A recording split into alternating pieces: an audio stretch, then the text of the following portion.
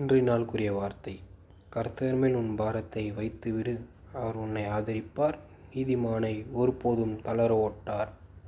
சங்கீதம் 55:22. கர்த்தர் மேல் உன் பாரத்தை வைத்துவிடு என்றால், இன்றைக்கு அநேக பேருக்கு நிறைய பாரங்கள் இருக்கலாம். பிரச்சனைகள், கவலைகள், பயம், துக்கம், தாங்க முடியாத நிறைய பிரச்சனைகள், கவலைகள், அது மாதிரி நிறைய இருக்கலாம்.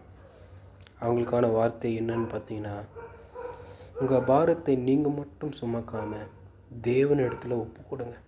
அது எப்படி ஒப்பு கொடுக்கறது? இந்த வார்த்தையை கேட்டுக்கொண்டிருக்கும் போது நீங்கள் உங்கள் மனசில் ஜெபம் பண்ணுங்கள். தேவனே, இது என்னால் சுமக்க முடியல, இதை உங்ககிட்ட ஒப்பு கொடுக்குறேன். அப்படி அந்த மாதிரி நீங்கள் செய்தீங்கன்னா, உங்கள் பாரத்தை எடுத்து கர்த்தர் மேலே வைக்கிறீங்க. அவர் உன்னை ஆதரிப்பார்.